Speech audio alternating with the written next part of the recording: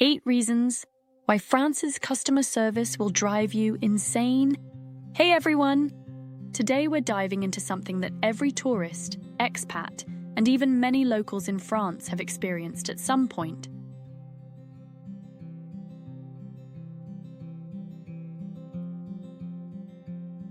The utterly baffling world of French customer service.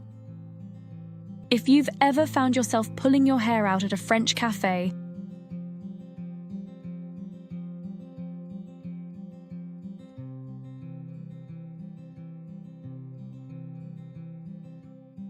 or ready to throw your phone across the room after calling a French utility company, this video is for you. Let's explore the 8 reasons why France's customer service might just drive you completely insane. 1. The infamous non-culture. In many countries, customer service begins with, "How can I help you?" In France, it often starts with non. Before you've even finished explaining your problem, you might hear that dreaded word. Want to modify your order slightly? No. Need to return something just one day after the return period? No. Looking for a solution that requires the slightest deviation from procedure? You guessed it, non. This reflexive negativity isn't just frustrating. It's bewildering to anyone used to the customer is always right philosophy.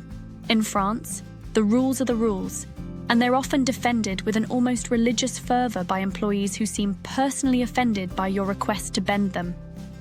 When the lunch break is sacred, picture this. You're on a tight schedule, racing to accomplish errands during your lunch break. You arrive at a shop or office at 12:05 p.m., only to find a closed for lunch sign hanging on the door. In France, the lunch break isn't just a meal, it's a sacred institution that can extend anywhere from 1 to 2 hours. What's truly maddening is that these breaks often occur during the time when most people would actually have time to run errands. And don't even think about suggesting that perhaps service hours could be adjusted to accommodate customers. That kind of customer-centric thinking simply doesn't translate in many French establishments. 3. The paperwork obsession. The French bureaucratic system's love affair with paperwork is legendary. Need to open a bank account? Prepare to provide proof of address, income statements, identity documents, 3 generations of family history, and possibly a blood sample. Okay, I'm exaggerating about the last 2, but it sometimes feels that way. What drives you to the brink of insanity is that even after providing all these documents, you might be told you're missing something obscure or that one of your documents is 2 days expired. And no, there's no flexibility or digital alternative. Come back with the right paperwork or don't come back at all.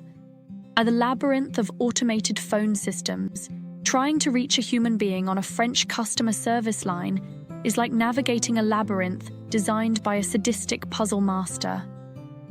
You'll press countless numbers, listen to endless recordings, and just when you think you've reached someone, you'll be transferred to another department or, worse, disconnected entirely. The true insanity kicks in when you finally reach a person, explain your complex issue for 10 minutes, and then get transferred to someone else who asks you to explain everything all over again. It's a special kind of torture that has reduced many strong-willed individuals to tears. 5. The disappearing act in retail stores across France. Staff members have perfected the art of disappearing precisely when you need assistance. You'll see them chatting with colleagues, restocking shelves, or even helping other customers, but make eye contact in hopes of assistance. Suddenly, they vanish like ghosts.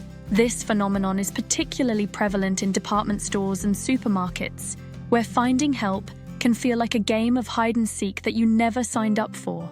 And when you finally corner an employee, they'll often direct you to someone else who is equally elusive. The speed, or lack thereof.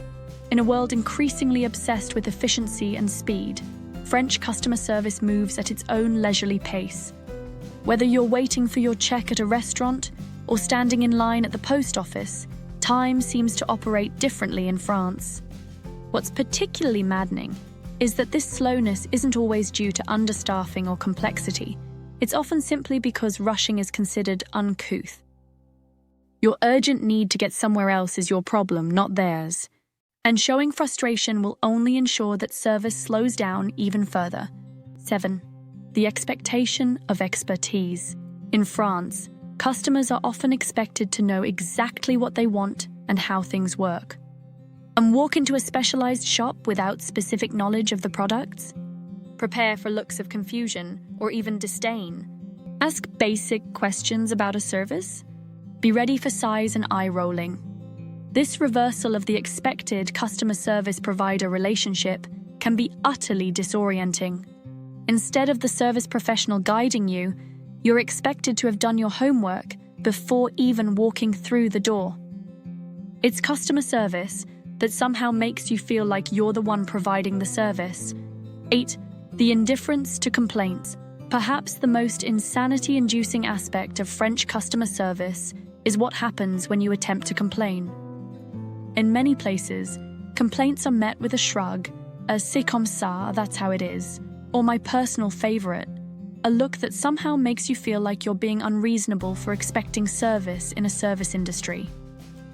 The complaint book, Livre de réclamation, that establishments are legally required to provide often feels like it leads directly to a shredder.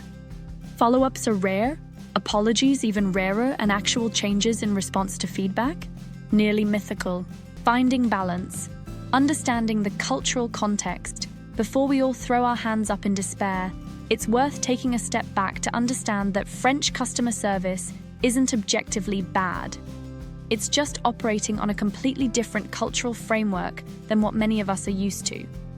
The French approach to service is rooted in different values. While American service culture emphasizes efficiency and friendliness, French service culture prioritizes expertise, formality, and adherence to established procedures. A French waiter isn't being rude by not checking on you every 5 minutes. They're giving you space to enjoy your meal without interruption.